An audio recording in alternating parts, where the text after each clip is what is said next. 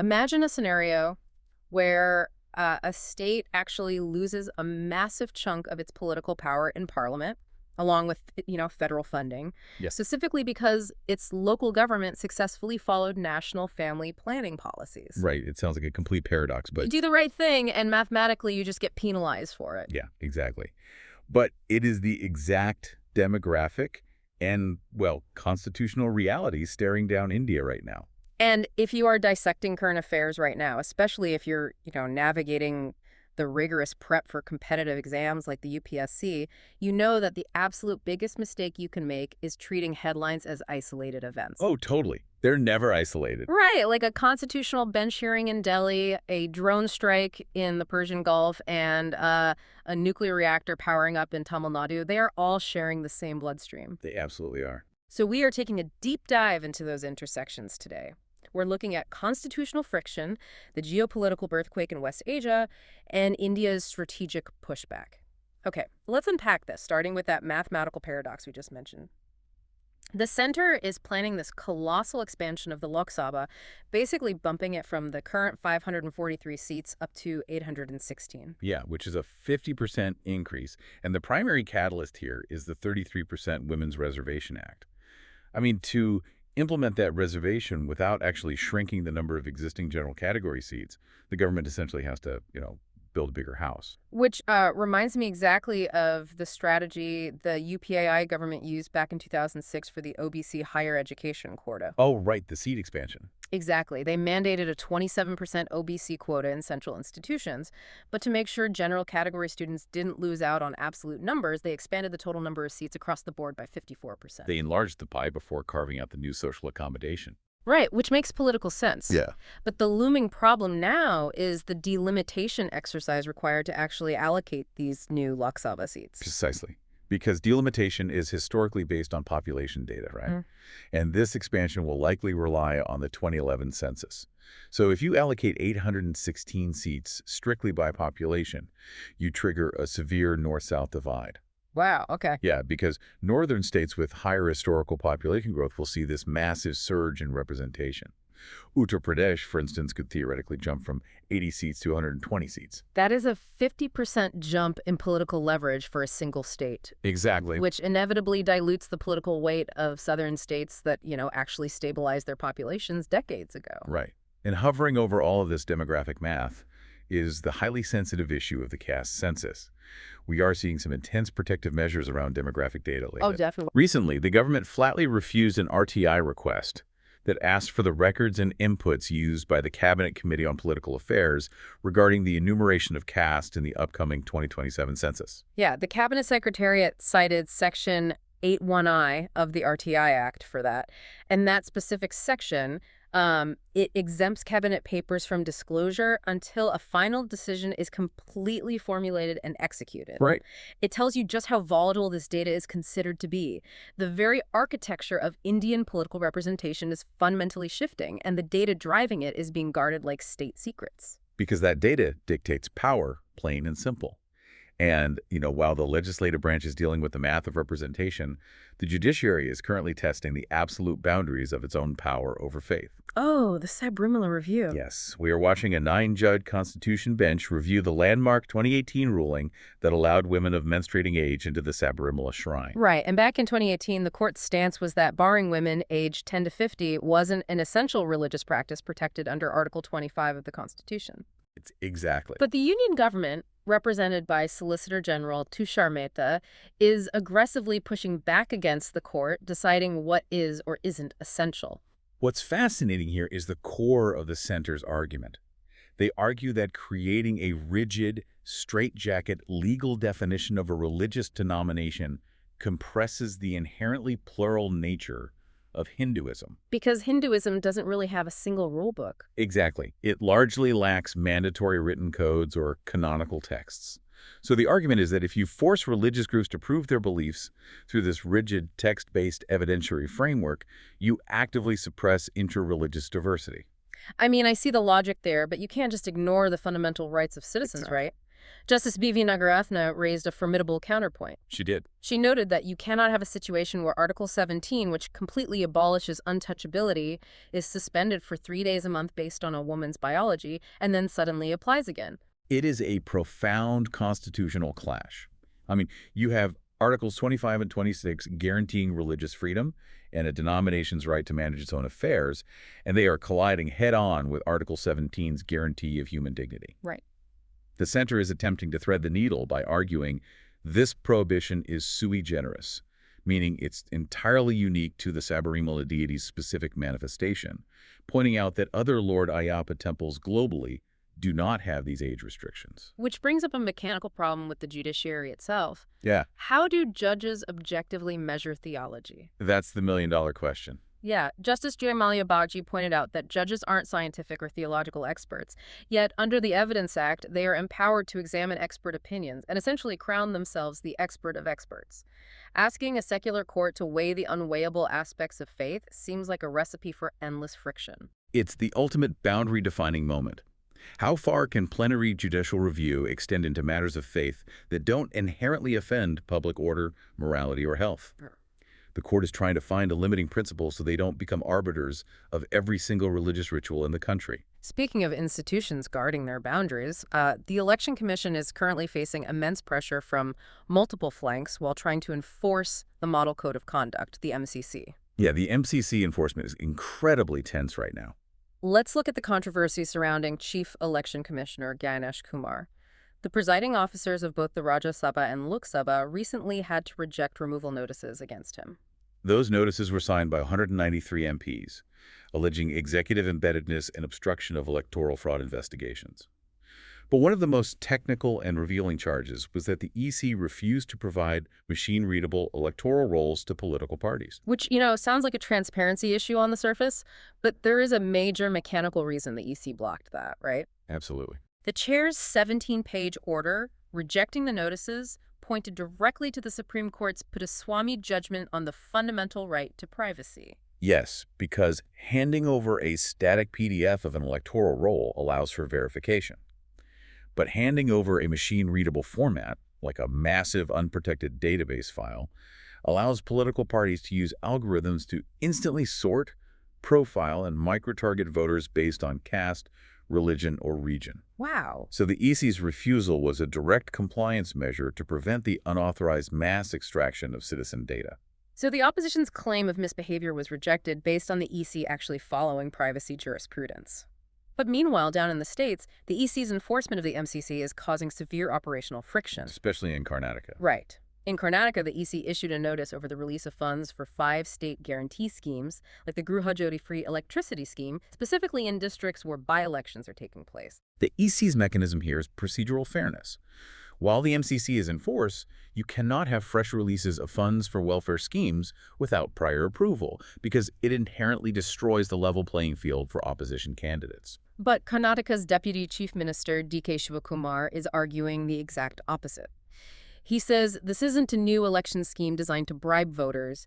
It's a program that has been running for 2.5 years, with 1.25 lakh crore rupees already spent. Right. Pausing it, he argues, is a conspiracy to block continuous governance and punish the poor. Now, just to be clear for you listening, we aren't taking sides here. We are looking at a purely structural tension, the machinery of continuous welfare governance colliding with the strict temporary freeze required for democratic fairness. It is a delicate internal balancing act. But, maintaining this entire domestic welfare and political machinery requires a colossal amount of resources and energy. And right now, the primary artery supplying those resources to India is dangerously close to being severed. Okay.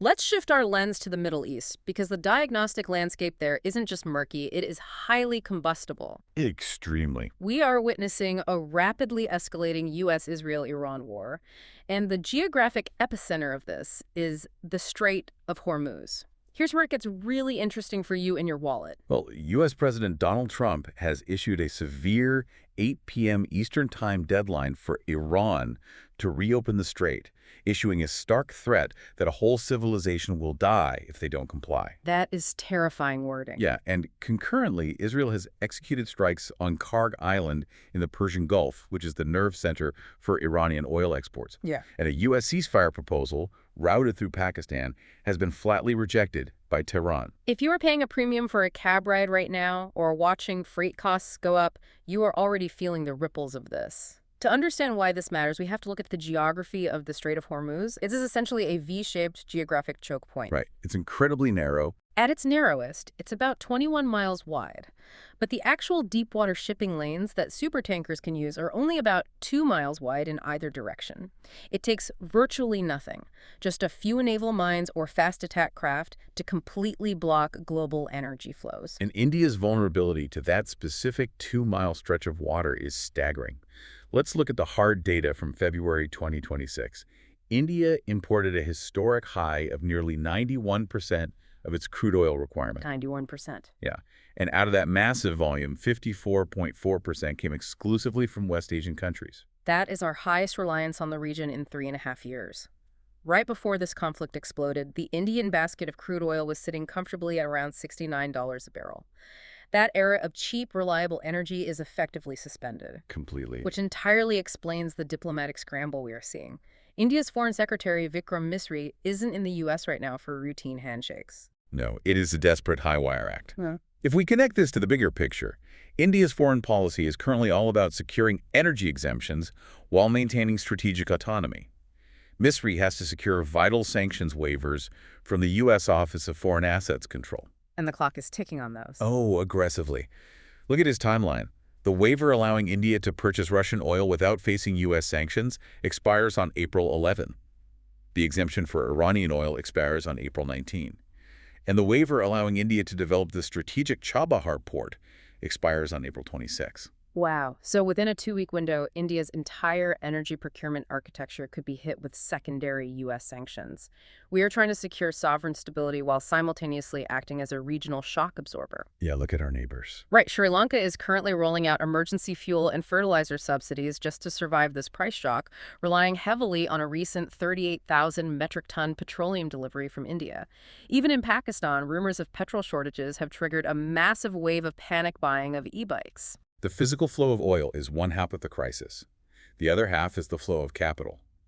The Gulf crisis is a direct, immediate threat to the remittance economy, which is the lifeblood of states like Kerala. The numbers are massive. In the 2023-24 financial year, Kerala received $23.4 billion in Gulf remittances. That is 17.1% of the state's entire GDP. Yet, despite the suspended air routes and the threat of regional war, you have a local narrative in Kerala called Kulu Tamam, Arabic for all as well. Vested business interests are projecting an illusion of calm to prevent panic. But the mechanics on the ground tell a different story.